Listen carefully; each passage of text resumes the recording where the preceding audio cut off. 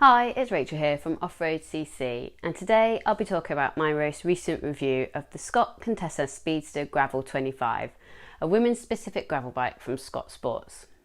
So, first off, the Scott Speedster range is differentiated from its gravel range and the Addict by using alloy frames rather than carbon.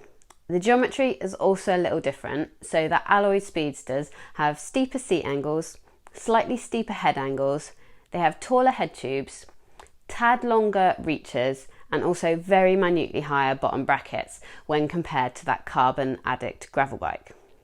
So the women's version of the Speedster that we have here is exactly the same as the men's or unisex Speedster. It's the same as the Speedster Gravel 30. The geometry is identical with a 72-degree head angle on their small bike. It's got a 74.5-degree seat tube angle, a top tube of 530mm, a seat tube of 52 centimetres and a head tube of 141 millimetres. Our bike gets a slightly pinker paint job, which I'm actually okay with, and of course it gets a women's saddle. So our Contessa Speedster Gravel is the bottom of the range bike, and that comes in at £1,099, which is a good price to target cycle scheme or ride to work buyers in the UK. For that price you get a carbon fork, there's neat internal cable routing, a full Tiago group set with a 50 to 34 tooth chainring, and that's paired with a 10-speed 11 to 34 tooth cassette and 170mm cranks.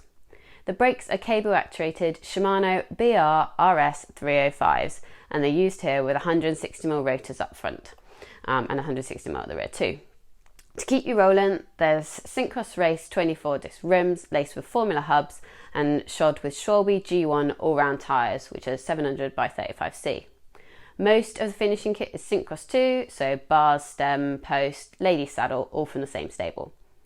The handlebars on our bike measured 400mm and it's spec with a 90mm stem, which is all fairly normal kit on a bike of this size, and we tested the 52cm or the small. Elsewhere, there's mudguard mounts and rear rack mounting options too. Although, if you are thinking of touring, then it would be good to pay attention to the fact this bike has a press fit bottom bracket, and that internal cable routing might not be the most straightforward thing if you've got problems on a big tour. On the road, the Speedster is a pretty nice place to be. So the top of the drop bars curve backwards slightly to bring the hoods closer to the hands, which I really liked. The bike rolls pretty smoothly on the road, and it does have gearing better suited to on-road rides than off-road trips. But that's cool if you're planning on commuting and doing lots of road work.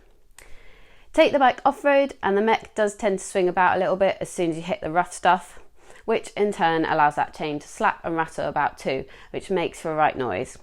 And it is noisier, or was noisier, than I expected on a bike like this.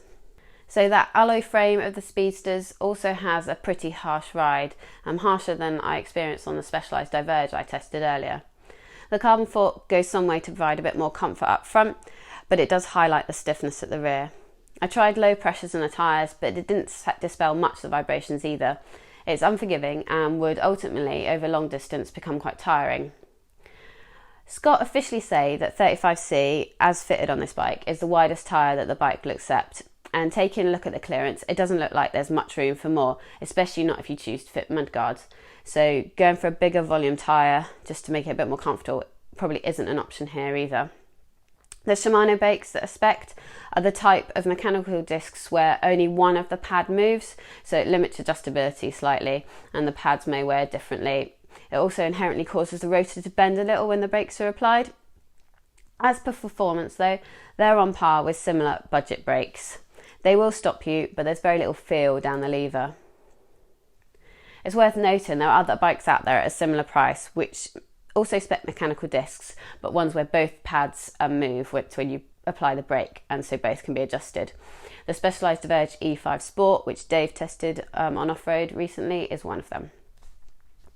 Speaking of comparisons, the Speedster's on par and spec and price-wise with both the Trek Checkpoint and the Specialized Diverge, so it's on par with other big brands. But those bikes are still a tad off the mark when you think about bikes such as the Zonda Camino. So we tested that earlier in the year, and you can currently get the same bike with hydraulic brakes and an Apex 1x drivetrain for a penny under £1,000. In summary, this is a bike that will fly smoothly on a tarmac. It would be a good commuter as the kit spec is reliable, if not top spec for the price. and it's got plenty of room in that large triangle for bottles and other luggage if that's what you choose to do with it. If you like the look of the Scott Contessa Speedster Gravel 25 and you have a Scott dealer nearby, and you're looking for a road bike around the 1k mark that can also tackle some smooth gravel, then this bike is worth a look. If, however, you want to get further off the beaten track or do longer distances off-road, then there are other better value options out there that will offer more in terms of versatility, grip and comfort. You can check out the full review and read it online at www.off-road.cc. That's up there now, and I'll be back soon with more reviews in the future. Thanks so much for watching.